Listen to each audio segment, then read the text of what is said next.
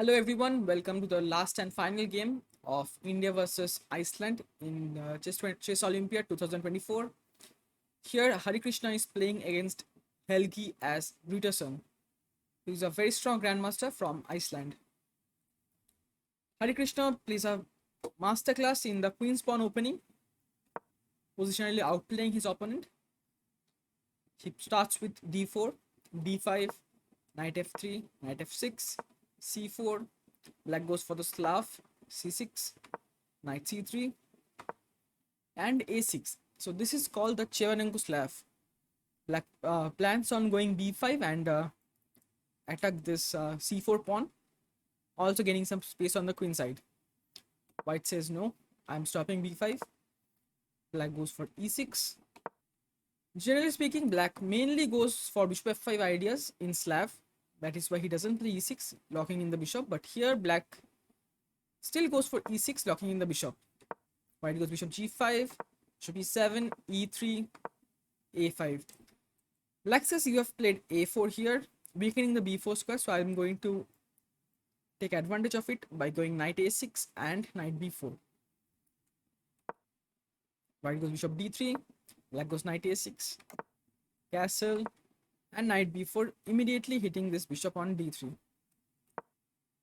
Hari goes back. Here black could have tried to go for something like dc4, knight e5, knight d7, bishop e7, queen e7, knight c4. This is a lot similar to the Gukesh game, where white has the space advantage, but black has a very solid position with b6, bishop b7 coming up. But black says no, I'm going to keep my center. He goes b6. White takes on d5. He doesn't allow him to take on dc4 again. cd5 and bishop d3. This is a very strange move because white had just gone bishop b1 back and he's again moving it back, also allowing black to take on d3. I think black should have definitely taken on d3, queen d3, bishop a6, knight b5, knight e4, bishop into e7, queen into e7, and if rook c1 just castle. I think black has a very fine position here. Even though this c6 square is a big peak, I don't think white can really utilize this. But black doesn't go for knight d3, he goes for castle. Here also Harikrishna doesn't save his bishop, which is very surprising because he could have just played bishop b5 and kept his bishop alive. He plays rook c1. Black still doesn't take. He plays bishop b7 with some ideas like knight e4. White goes knight b5, giving up this bishop for the third time and threatening rook c7. Black challenges the rook c8. White takes, queen takes, and knight e5. Centralizing the knight. He doesn't really care about this bishop as he's giving this for the fourth time here. Black comes back, threatening some knight e4 again. White says no, I'm just going to move away my bishop. Also now black doesn't really have any kind of knight h5 because this knight has moved out of f3, opening up the queen's diagonal. Black goes knight e4, white goes bishop b1, black goes bishop a6, putting some pressure on the f1 rook. White goes queen e2,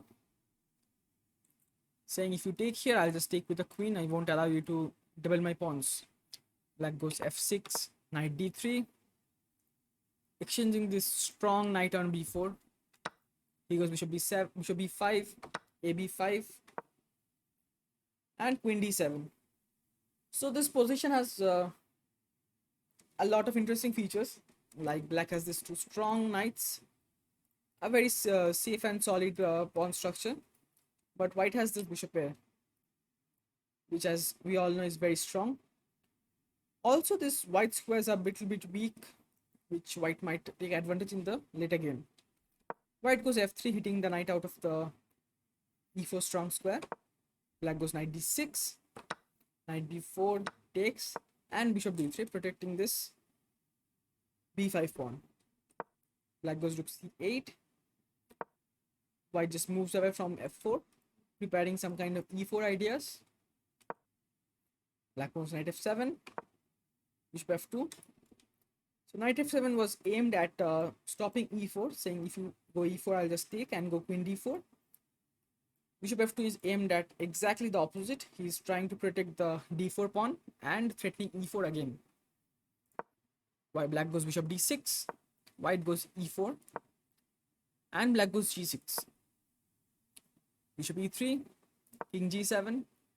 Black still has a very solid position, but now these bishops are starting to dominate the game. White goes f4, threatening e5 or f5 and opening up the king side. Black has to take on d into e4, bishop into e4, and this bishop becomes a monster. With an outpost on c6, this will be just a dominating piece. Black goes bishop b8, bishop c6, queen d6, and d5.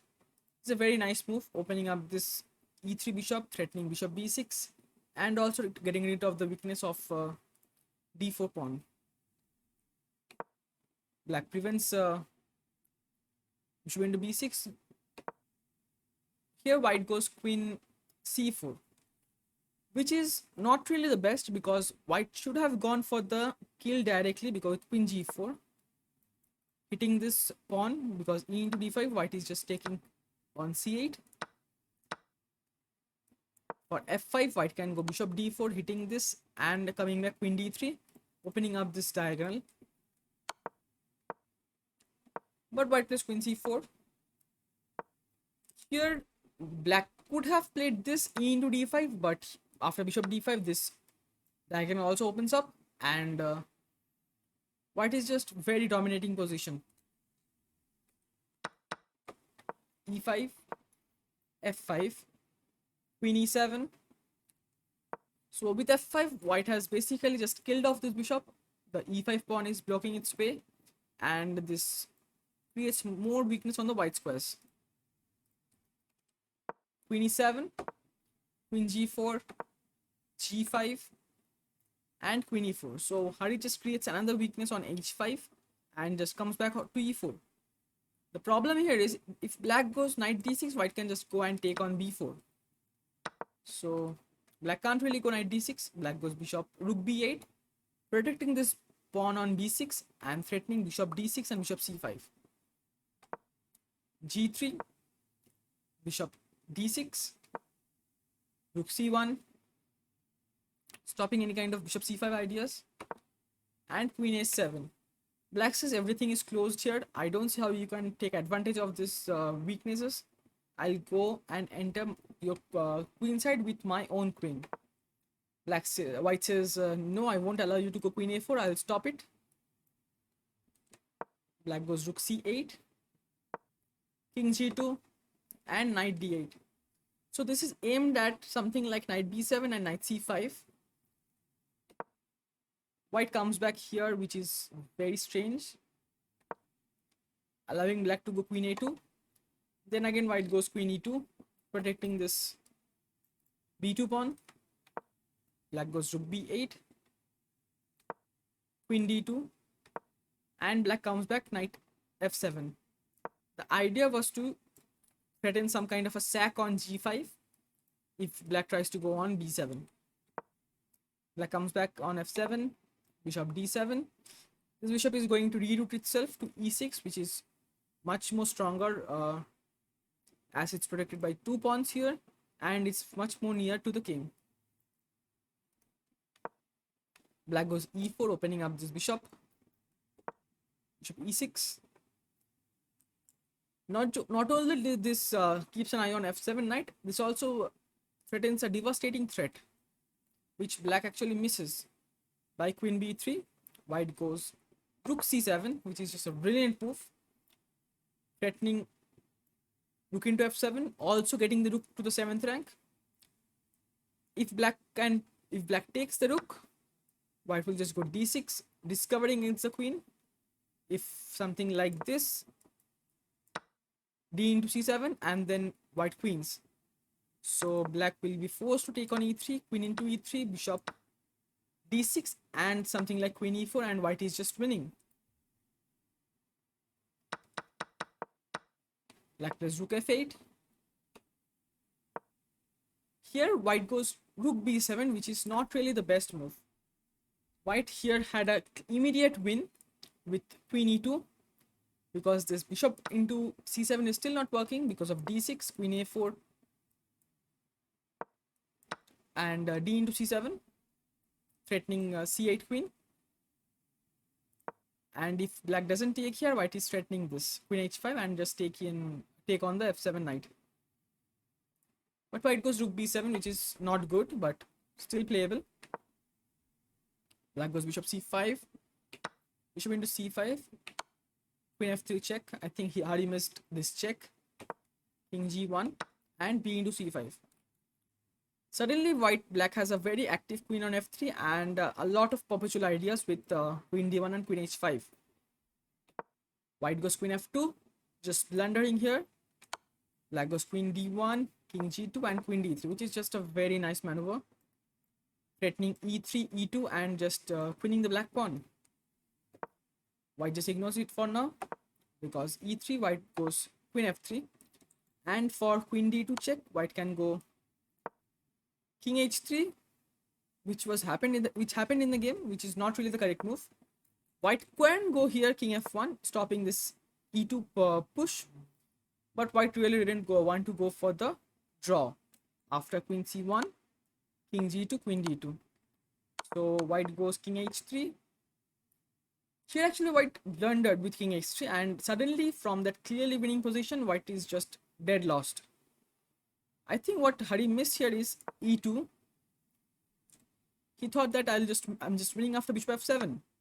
e1 queen, bishop e6, king h8, rook h7, king h7, queen h5, king g7, queen g6, king h8 and queen h6 mate.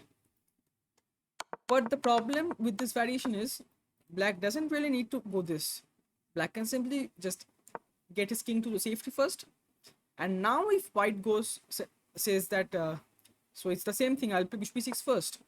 Now black has a very nice move, g4, opening up the diagonal for the queen with a check, after which white has to take here. Black can queen h6 check, defending against this g7 mate, leaving a check here, and after king g2, black can just queen on e1, and this is just completely winning for black. Also, if white had tried for something like queen h5, threatening mate, black can again go g4. If white goes king h4, then black has queen g5, fg5 with a check, and then queening the e2 pawn. But if white goes g2, black can go e1 queen mate.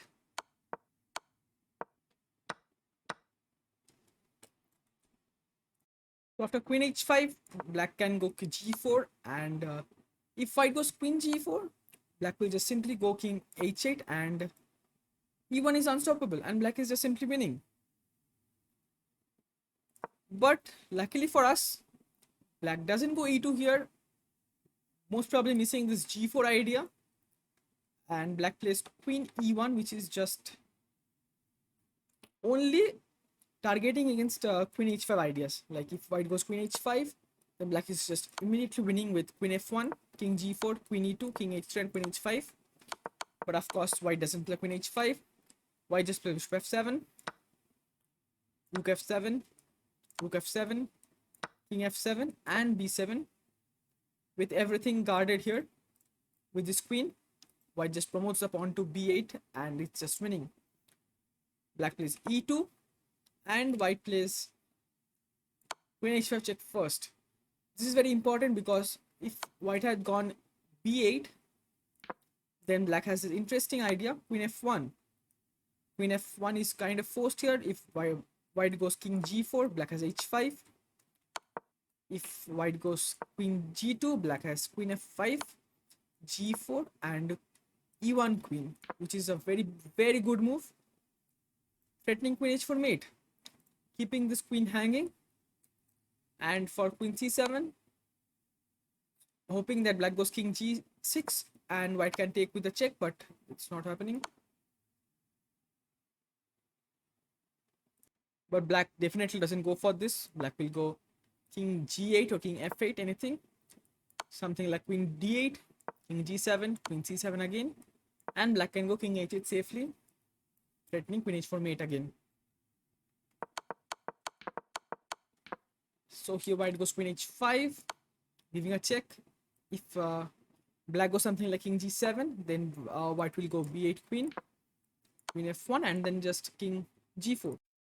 And black doesn't really have any kind of checks. White is threatening queen c7, and it's just over. So black just resigned after queen h5, and that is how India has made a perfect start after round 2 with another 4-0 victory.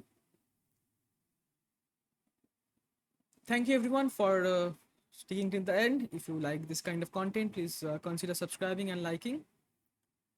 And see you guys tomorrow with the round 3 recap.